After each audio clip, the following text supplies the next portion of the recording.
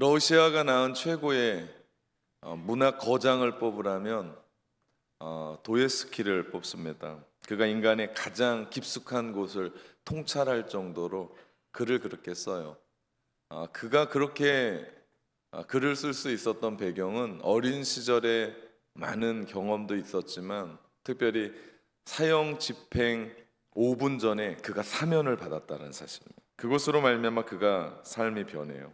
당시 러시아는 봉건주의 사회였습니다. 이를 비판하고 거부했던 정치 모임 세력에 이 젊은 27살의 토옙스키가 거기에 가담하게 되었고 그것이 발각되어서 사형 언도를 받습니다.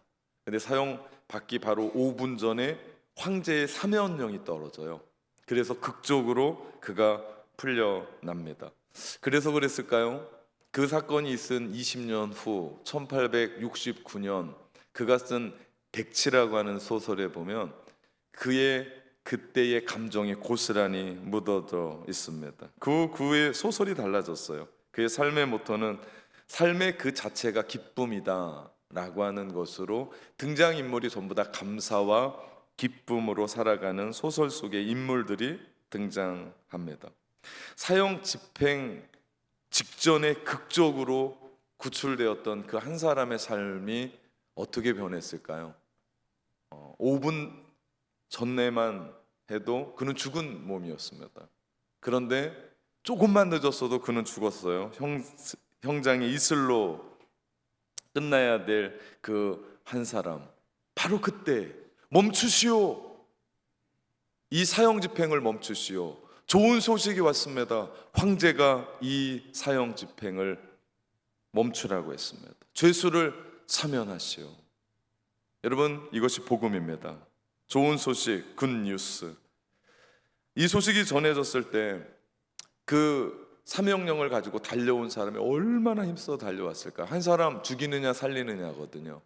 땀이 뻘뻘 흘렸을 거고 옷은 어떻게 입은지 진흙이 튀었을 거고 흙먼지를 뒤집어 쓰고 한 사람을 살리겠다고 달려왔던 그 죄수가 극적인 그 사명령을 받고 그 메신저와 함께 아름다운 소식을 들으며 펑펑 울지 않았을까요? 여러분, 이게 복음의 소식이에요. 하나님의 아들 예수 그리스도가 우리가 그렇게 죽을 수밖에 없었고 지옥 갈 수밖에 없었고 영원한 생명에서 떨어져 나갈 수밖에 없었던 우리를 죄와 사망의 법에서 구원하시고 우리를 하나님의 자녀로 삼아주셨던 이 복음의 기쁜 소식, 주님은 이것을 복음이라고 하는 단어에 담으셔서 죄와 죽음과 무덤을 정복하신 그리스도께서 그분의 승리와 그분의 백성들을 위한 구원의 기쁨의 소식을 알리시려고 그 먼 곳에서부터 이 땅까지 사신을 보내주셨죠. 그분이 예수 그리스도십니다. 지난 시간에 바울과 바나바는 비시디아 안디옥 한 회당에서 복음을 전했습니다. 그들은 회당에 모여있는 유대인들이 어떤 사람들인 줄 알고 그들은 정통 유대인이었고 그들은 구약의 율법을 꿰뚫고 있는 사람들인 것을 보았습니다. 그래서 그들에게 너무나도 친근한 구약의 말씀으로 구약의 전체를 궤관하고 다윗의 언약의 자손으로 오신 예수 그리스도가 이 땅에 오셨습니다. 그러면서 그가 복음을 전파합니다. 주 예수 그리스도를 믿으십시오. 그분은 구약에 약속된 메시아이십니다. 그분이 이 땅 가운데 오셔서 그분은 죽었지만 죽지 않으셨습니다. 다시 살아나신 분입니다. 예수 그리스도를 믿으면 구속곧 죄사함을 얻게 되고 하나님의 자녀가 되어지며 의롭다 하심을 얻습니다. 이것이 바울이 그 회당에서 전했었던 복음의 메시지였습니다. 이 복음의 메시지는 가만히 보면 사도행전 2장에 베드로가 전했던 설교나 사도행전 7장에 스데반 집사가 전했던 복음의 메시지와 동일선상에 있고 같은 복음이었던 것을 봅니다. 여러분, 복음이 무엇입니까? 교회를 오래 다녀도 이 복음에 대해서 아직 잘 모르는 분이 계시고 약속된 복음이 무언지에 대한 이해조차 하지 못하고 혹은 이해하더라도 한쪽으로 치우친 왜곡된 복음을 가지고 살아가는 사람들이 많은 것을 봅니다. 그래서 복음이 우리 가운데 가져다주는 구원의 소망, 기쁨, 사랑, 행복, 그리고 그 복음으로 말미암아 우리 가운데 주는 성경적인 가치관, 세계관, 윤리, 그리고 하나님 나라의 그 법을 모르며 우리는 교회의 생활, 그리고 우리의 가정의 생활, 사회의 생활, 일반 생활이 따로따로 노는 것으로 우리는 봅니다. 왜냐하면 복음으로 말미암아 변화된 삶이 없기 때문에 극적이지가 않아요. 도에스피게가 사형 언도 바로 직전에 자기가 죽었던 사람인데 살아났다는 걸 깨닫고 그의 인생과 그의 글이 바뀌었던 것처럼 정말 여러분은 우리의 구주 예수 그리스도 그 복음을 받아들이고 나서 여러분은 어떤 삶이 어떻게 변했습니까? 정말 하늘의 소망을 실제적으로 누리고 있습니까? 하나님이 우리 가운데 주시는 평화를, 내 삶은 어렵고 몸은 아프고 현실은 문제가 가득하지만 주님이 우리 가운데 주셨던 자유함과 평안과 기쁨이 여러분의 인생을 누리게 합니까? 아니면 교회 다니는 것은 교회 다니는 거고 우리의 일반의 삶은 동일하게 옛사람의 모습으로 문제가 생기면 돌아가고 어려움이 생기면 또 과거로 돌아가는 그 습관적인 삶을 살아가고 있는 것 아닙니까?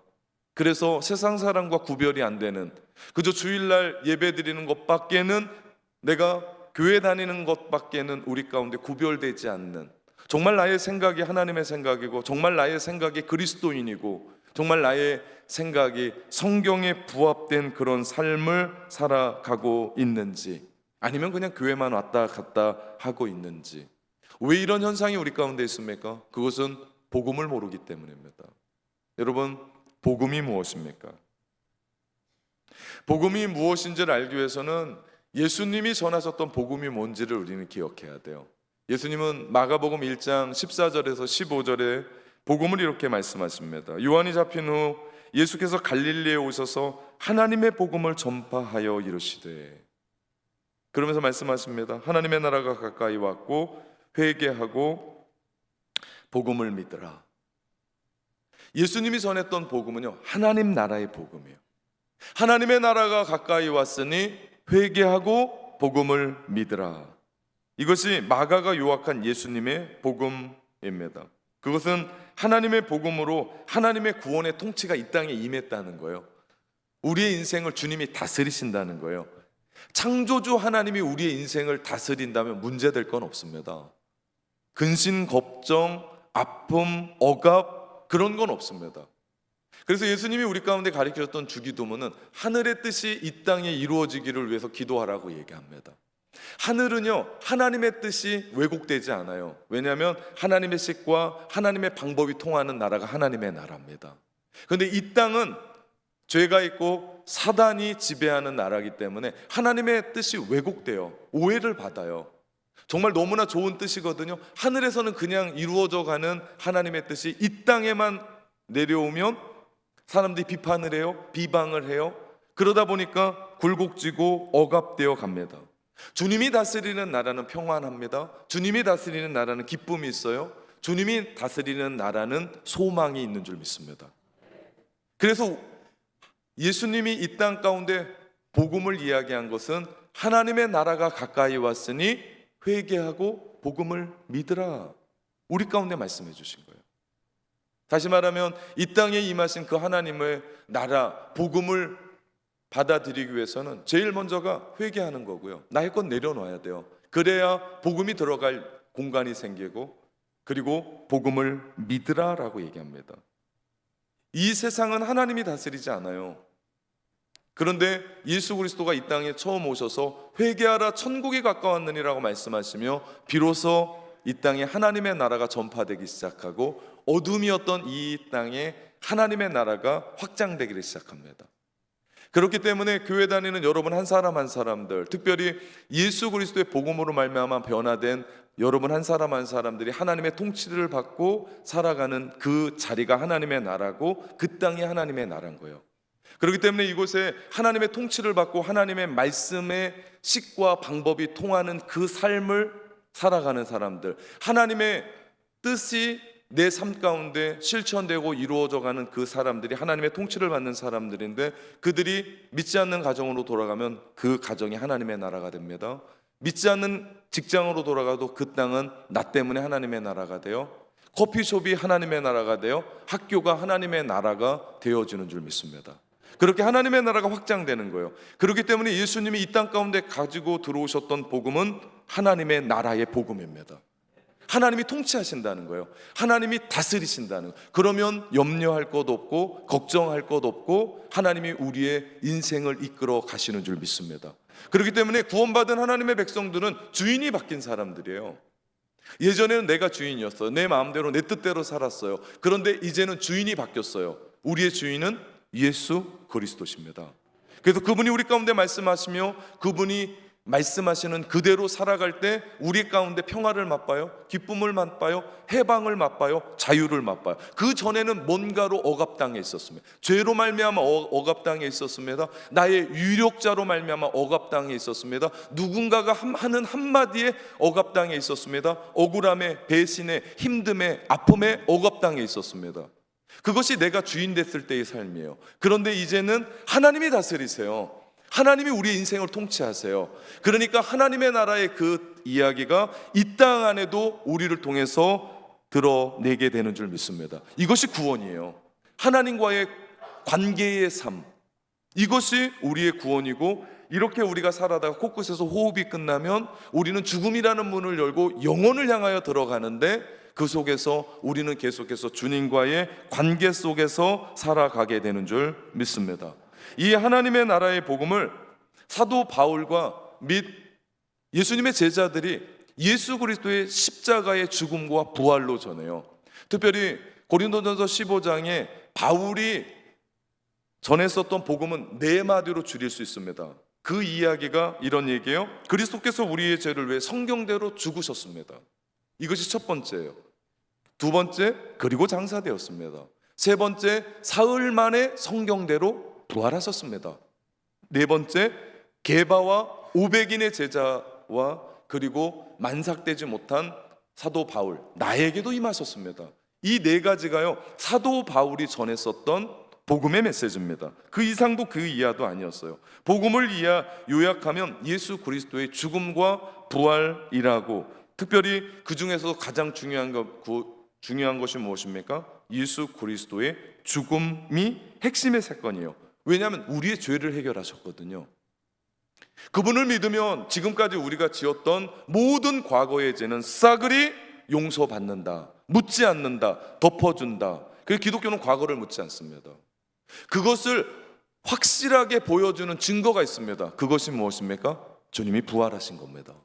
이것이 사실이다, 이것을 믿으라 라고 하면서 주님이 부활하셨습니다. 그렇습니다. 성경에는 단 하나의 복음, 곧 하나님 나라의 복음이 있을 뿐입니다. 예수님이 전한 하나님 나라의 복음 안에 바울이 전했고 사도들이 전했고 제자들이 전했던 예수 그리스도의 십자가와 부활과 속죄가 포함되어 있고, 십자가의 속죄는 하나님 나라의 복음의 핵심 요소다. 그거 모르면 우리는 구원받은 것도 아니고 우리는 하나님 나라의 복음도 알지 못하고, 그렇기 때문에 극적으로 사면받았던 사형 언도, 바로 그 집행 직전에 사면받았던 나를 알지 못하는 거죠. 그렇기 때문에 그렇게 전해주는 메신저와 화해하지도 못하고, 그렇게 전해주셨던 그 이야기가 남의 이야기처럼 나의 삶에는 전혀 변화가 없는 삶을 살게 되더라. 그런데 내가 지금 당장 죽는 5분 전에 있습니다. 죽은 거예요. 도sto옙스키가 5분 동안 죽은 걸 생각하고 2분은 지나간 세월, 또 2분은 또 앞으로 진행돼야 될, 또 1분은 자신을 생각하며 얼마나 많은 생각을 했겠냐고요. 그러면서 그가 소설을 쓰고 그의 인생을 바꿨던 그의 삶처럼 우리가 예수 그리스도의 복음을 받아들이고 극적으로 새 사람이 되었다면 우리의 삶은 변해야 되는 거 아니에요? 가정생활은 변화되는 거 아니에요? 부부생활은 변화돼야 되는 거 아닙니까? 직장생활, 우리가 살아가는 우리의 얼굴은 변화돼야 되는 거 아닙니까? 그것이 예수 그리스도의 하나님 나라의 복음을 맛본 사람들이 살아가는 삶 아닐까요? 그것이 그리스도인의 삶이고, 그 삶이 죄로부터 해방된 삶이고 그 삶이 억압으로부터 자유함을 받은 삶이고 그것이 하늘의 기쁨을 누리는 삶 아니겠습니까? 근데 왜 우리는 예수 그리스도의 하나님 나라의 복음, 그 어마어마한 것으로 사면장을 받아놓고도 아무렇지도 않은 양 우리는 또 과거의 습성대로 또 그렇게 살아갈까요? 여러분, 믿으면 믿음대로, 믿음 그대로 우리의 삶 가운데 실천하며 살아가야 되는 줄 믿습니다. 예수 그리스도가 나를 위해 죽으셨다면 그것으로 말미암아 내가 구원받고 영원한 생명을 누리고 있고 영생을 지금도 살아가고 있다면 우리는 주님을 위해 살아가는 것이 맞지 않겠습니까? 우리의 삶이 과거 어제보다 오늘이, 1년 전보다 오늘이, 10년 전보다 오늘이, 예수 믿었을 때와 믿지 않았을 때가 확연히 바뀌어야 되지 않겠습니까? 그냥 교회에 왔다 갔다 하면 된다라고 하는 그런 식으로 신앙생활하면 10년이 지나고 20년이 지나도 우리의 삶 가운데 변화를 맛보지 못할 겁니다. 왜? 그는 복음이 누군지 모르고 하나님이 누군지 모르고 나를 구원하시는 하나님, 구원받은 내가 누구인 줄 모르기 때문입니다. 그런 삶을 가만히 보면요, 복음으로 말미암아 확실히 변한 사람은 하나님의 사랑과 이웃 사랑이 확실해져요. 삶이 어렵고 고난이 있고 아픔이 있고 눈물이 있고 힘겨워도 내가 그 신앙 붙잡고 묵묵하게 인내하고 그 가정 지키고 내 삶을 지키고 자녀들을 지키고 교회를 지키고 묵묵하게 그 삶을 이루어 갑니다. 삶이 비록 나를 속일지라도 내 삶 가운데 몸뚱아리가 아프고 문제가 많고 자식들은 왜 그런지 그럼에도 불구하고 하나님의 선하심을 기대하며, 왜? 예수 그리스도 하나님의 복음이 나를 변화시킨 줄, 그것 때문에 내가 이런 삶을 살아가기 때문에 예전에는 원망했어요. 예전에는 불평했어요. 예전에는 도망갔습니다. 예전엔 좌절했습니다. 그러나 그 복음이 나를 살리는 줄 믿습니다. 그렇다면 주님의 제자의 품격으로 좋은 주님의 성품을 가지고 성령의 열매를 맺은 자답게 이제는 우리의 삶을 바꿔야 되는 거 아닙니까? 묵묵히 그 삶을 살아가는 사람, 이것이 구원받은 사람들, 복음을 아는 사람들, 하나님의 나라의 복음이 무엇인지를 알고 그것으로 말미암아 변화되어지고 그래서 내 삶을 날마다 1%씩 변화시키며 새롭게 하는 우리의 삶을 살아가는 사람들 아니겠습니까? 그렇게 바울의 긴 설교가 끝납니다. 복음을 들은 그들이 반응이 뜨거웠어요. 42절의 말씀해 보니까 그들이 나갈새 사람들이 청하되 다음 안식일에도 이 말씀을 하라. 다음 주에도 이 말씀을 해주십시오. 이 복음의 말씀을 해주십시오. 예수 그리스도가 구약의 메시아의 언약의 말씀이고 그분을 믿을 때 구속 곧 죄사함을 받고 그분을 믿을 때 하나님의 자녀가 되고 의롭게 되는 은혜를 우리 가운데 다시 한번 말씀해 주십시오. 회당 안에 모임이 끝난 후 유대인들이 바나바와 바울을 따르며 더 듣기를 원했고 하나님의 말씀을 청종하기를 원했습니다. 비시디아 안디옥 그 큰 성의 복음으로 말미암아 변화되기 시작한 겁니다. 하나님의 나라의 복음이 그 성을 뒤엎은 겁니다. 흔들어 놓은 겁니다. 모든 것이 복음이 들어가면 그럴 수밖에 없는 것이 복음이 가지고 있는 영향력 때문입니다. 로마서 1장 16절의 말씀에 보니까요, 바울이 이런 고백을 해요. 내가 복음을 부끄러워하지 않습니다. 이 복음은 모든 믿는 자들에게 주시는 하나님의 능력입니다. 여러분, 하나님의 능력이 우리 가운데 들어오는데 변하지 않을 수가 없습니다. 실패했던 사람들이 다시 한번 재기하고 일어나고, 그 복음이 들어가면 절망했던 사람들이 산 소망을 가지고 일어나고, 복음이 들어가면 죽었던 영혼들이 일어납니다. 새 생명의 역사가 일어나죠. 교회는 부흥합니다.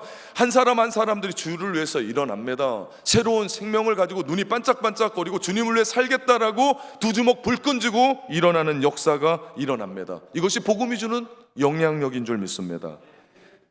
김지아 시인이 복음을 가진 힘을 틈에 비유합니다. 그가 이런 얘기를 해요. 딱딱하고 굳어진 곳에 아주 작은 틈에서 만들어낸다. 아주 작은 틈을 만들어낸다. 여러분, 복음이요, 정말 놀라운 건 아주 천천히 변하지 않을 것 같은 바위와 같은 그 한 사람을 변화시켜요.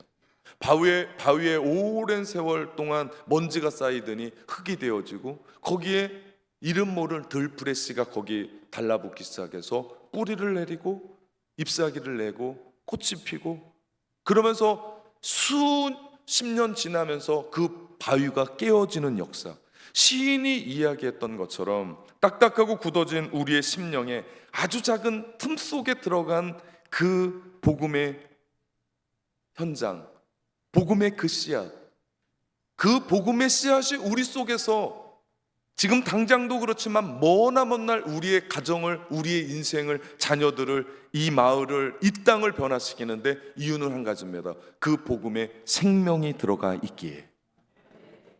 여러분, 청춘 남녀가 사랑해서 결혼한다고 다 아이를 갖는 게 아니더라고요. 요즘은 정말 너무 환경 오염도 많고 너무나 어려워서 아이를 못 갖는 안타까운 가정들을 보게 됩니다. 그래서 전에 교회에서도 제가 얼마나 그걸 놓고 기도했고요. 다 파악은 하지 못했지만 우리 교회에서도 함께 기도하는 중입니다. 가만 보니까 생명이 생명을 낳는 거예요. 예수의 생명이 우리 가운데 오니까 한 사람이 변화되어지고 그 생명이 그 사람을 송두리째 변화시키니까 그 생명으로 아버지가 변하니까 자식이 변해요. 엄마가 변하니까 가정이 변해요. 그 가장이 변하니까 직장이 변하고 그 아이가 변하니까 학교가 변하고 그러면서 어두웠던 이 세상 곳곳에 하나님의 나라가 빛을 비추어가고 세상이 변화가는 역사가 일어나더라. 이유는 복음의 생명의 씨앗이 담겨져 있기 때문입니다. 그래서 우리 안에 마귀도 틈을 타지만 중요한 것은 하나님의 복음이 우리 가운데 틈타서 들어와서 우리 한 사람 한 사람을 변화시키는데 이게 놀라운 거예요.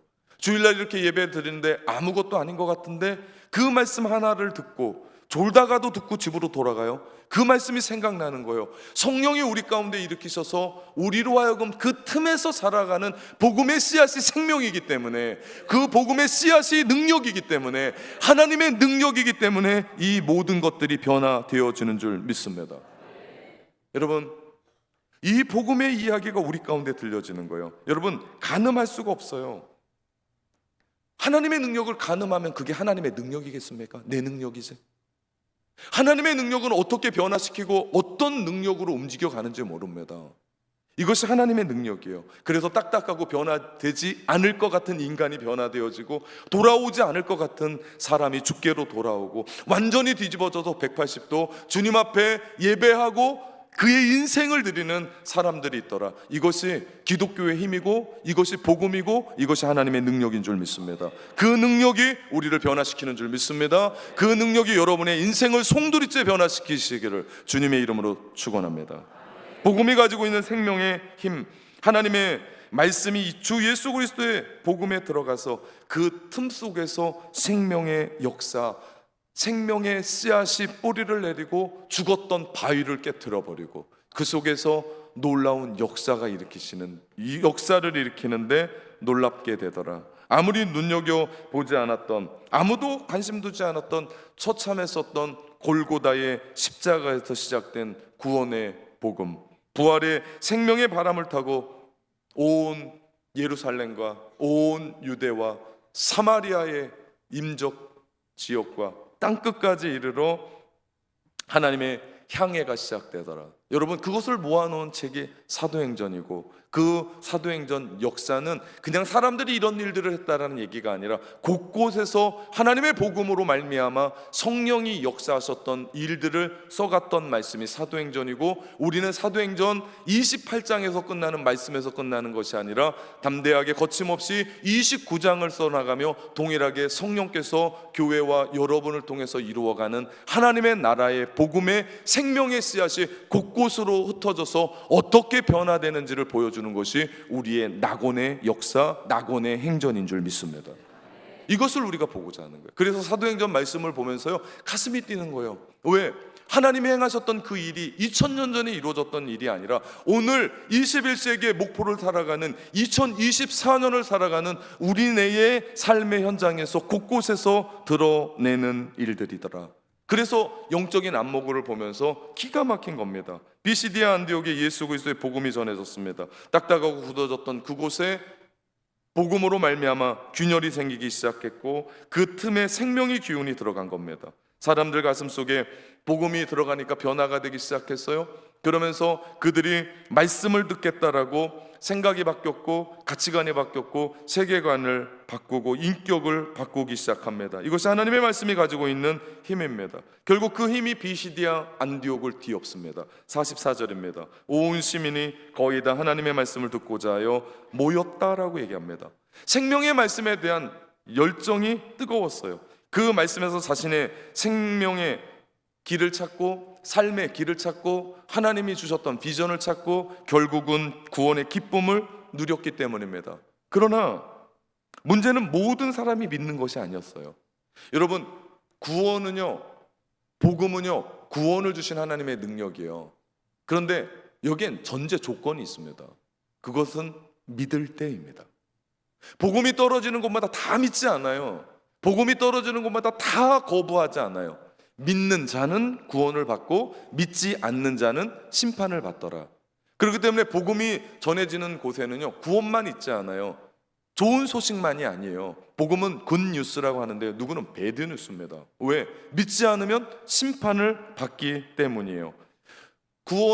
복음에는 이 두 가지 성격을 다 담고 있습니다. 오늘 또 다른 말씀을 보면 45절, 유대인들이 그 무리를 보고 시기가 가득하여 바울이 말하는 것을 반박하고 비방했다고 얘기합니다. 왜 이런 일이 일어납니까? 복음은 하나님의 구원의 능력입니다. 그런데 또 한편으로는 이 복음이 들어가는 곳곳마다 어둠을 드러내요. 어둠을 빛 가운데 드러내게 해요. 그러니까 싫어합니다. 어둠의 세력을 벗어나는 부분을 막고 방해하는 세력들이 있더라. 다시 말하면 복음의 현장은 영적인 싸움입니다. 하나님만 역사하지 않아요. 사단도 어떻게 하든지 내 자식 뺏기지 않으려고, 내 세력 뺏기지 않을 안간힘을 씁니다. 그래서 복음의 빛을 가려요. 복음을 듣지 못하게 합니다. 반박합니다. 비방합니다. 저주합니다. 이것이 우리가 복음의 현장에 나가도 지금도 있는 일입니다. 오늘 상황이 그렇습니다. 반복음이 복음을 몰아내고 있어요.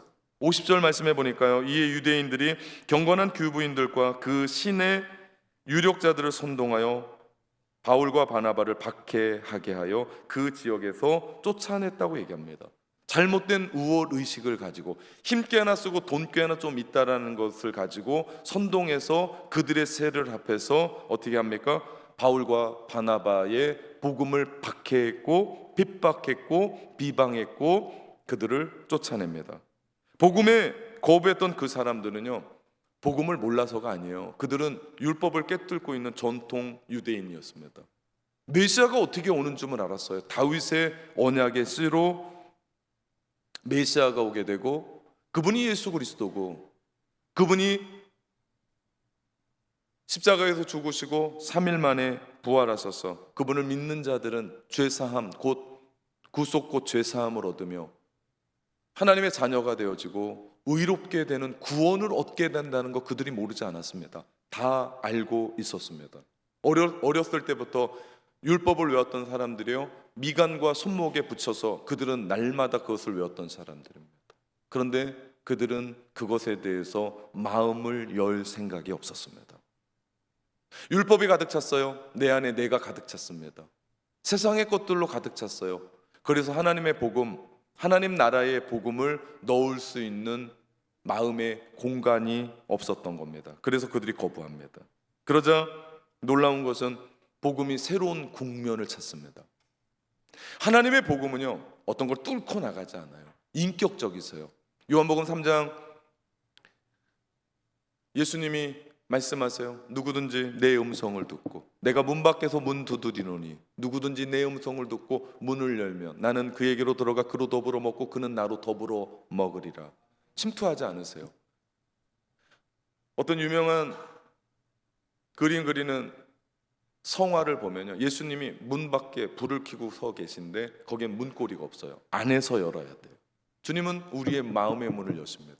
우리의 마음의 빗장을 여시면 빛이신 그분이 우리 안에 어둠에 들어오셔서 예수 그리스도의 사람으로 바뀌십니다. 문제는 내가 빗장을 여냐는 거예요. 다 안 열어도 돼요. 조금만 열어도 됩니다. 침투하지 않으세요. 복음이 가다가 유대인으로 먼저 들어갑니다. 근데 이 유대인에서 거부하고 비방하자 어떻게 합니까? 이 복음이 우회합니다. 어디로요? 이방인으로. 46절 47절 바울과 바나바가 담대히 말하여 이르되 하나님의 말씀을 마땅히 먼저 너희에게 전할 것이로되. 마땅히 유대인들에게 전하는 게 맞죠. 너희가 그것을 버리고 영생 얻기에 합당하지 않은 자로 자처하기로. 그들이 자처한 거요? 우리 필요 없습니다. 내가 다 아는데 받아들이지 않겠습니다. 그래서 얘기합니다. 우리가 이방인에게로 향하노라. 주께서 이같이 우리에게 명하시되 내가 너를 이방의 빛으로 삼아 너로 땅끝까지 구원하게 하리라 하셨느니라. 여러분, 우리 교회에 불어넣으시는 하나님의 부흥의 역사를 우리가 눈으로 볼 수 있고, 왜 우리가 기도하는 교회고 성령 충만한 교회고 다음 세대들을 일으키는 교회고, 그래서 하나님이 우리 교회 가운데 부흥을 일으키셨고 우리로 하여금 하나님의 놀라운 일들을 이루어가며 비전센터 이루어갔습니다. 여러분, 하나님의 부흥의 파도를 막는 사람은 아무도 없어요. 바닷가에 가서도요, 해수욕장에 가서 파도 오면 그 파도를 타고 놀고 재밌게 하지, 서핑하는 사람들을 보면 더 큰 파도가 오기를 기다려요.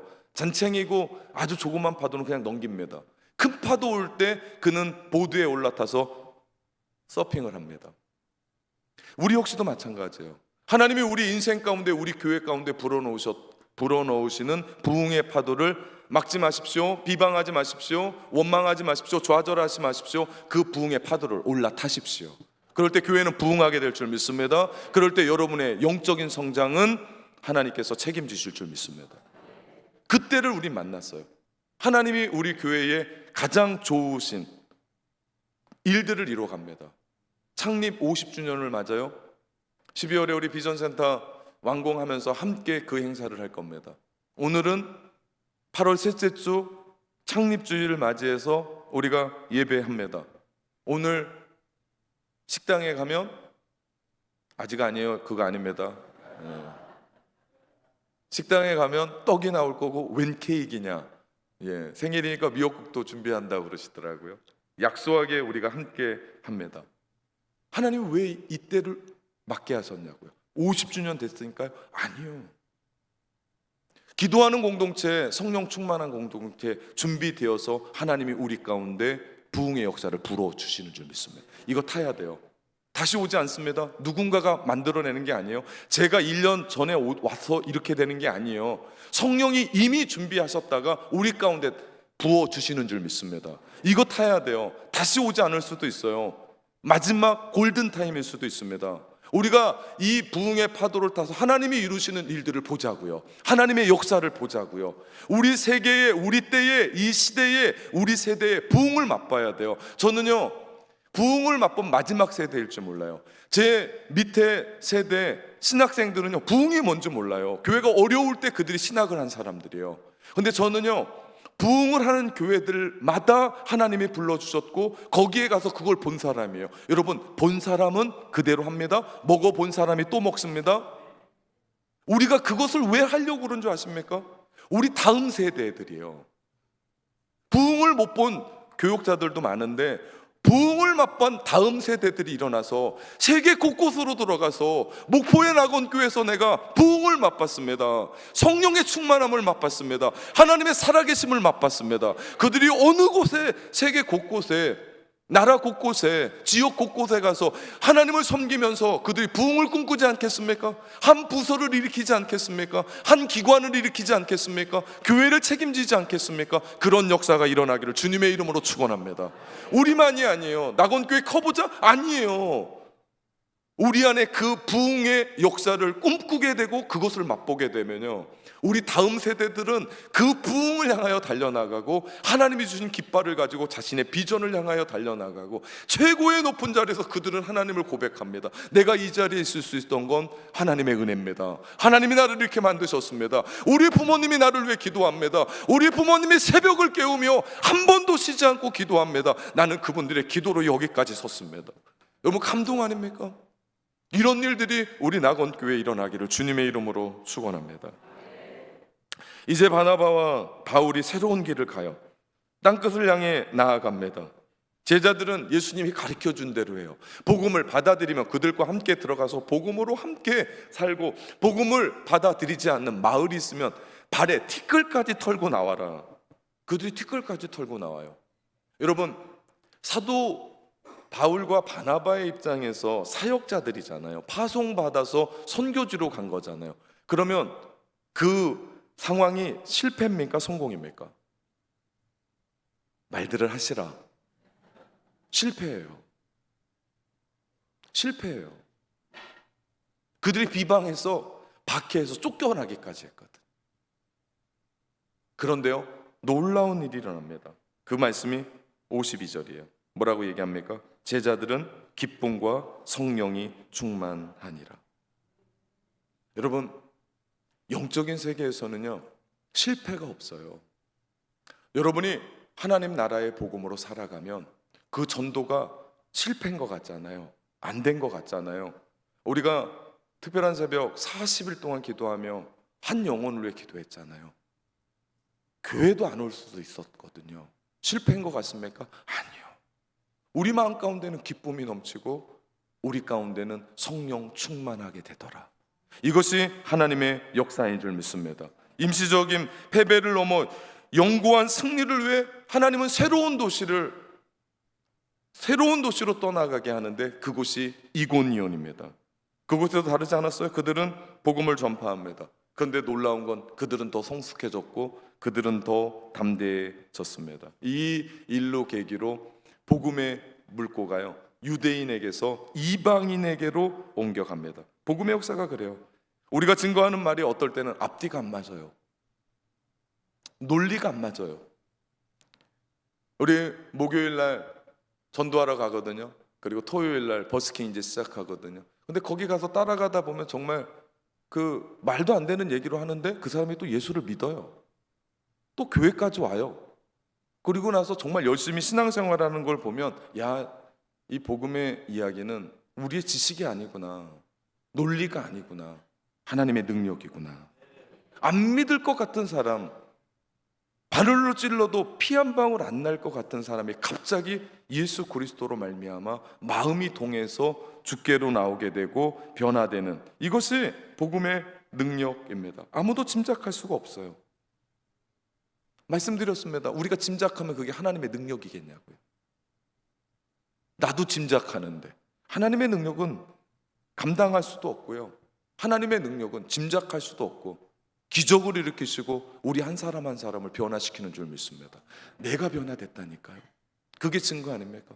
나 같은 사람이 주 앞에 옳다함 없고 구원받은 하나님의 사람으로 예배드리고 있다는 것이 놀랍지 않습니까? 예수 그리스도의 십자가와 부활, 누구든지 그를 믿으면 죄 사함을 받게 되고 누구든지 그분을 믿으면 영원한 생명을 얻게 되고 하나님의 자녀가 되는 자유의 선언, 믿기만 하면 하나님의 자녀가 된다고 하는 영광스러운 축복의 이야기가 복음인 줄 믿습니다. 그 복음이 단단한 돌 같은 마음을 깨트리세요. 그리고 바꾸세요. 그러니까 그의 마음 가운데 기쁨과 성령으로 충만한 것을 봅니다. 아무리 복음을 막고 방해한다고 해도요, 그 겨울 지나서 그 봄에 싹을 트는 그 온 땅을 꿰뚫고 일어나는 그 새싹처럼 이 복음의 역사는 우리의 그 얼어붙었던 땅, 그 죄악의 땅을 뚫고 일어나서 우리를 변화시키는 줄 믿습니다.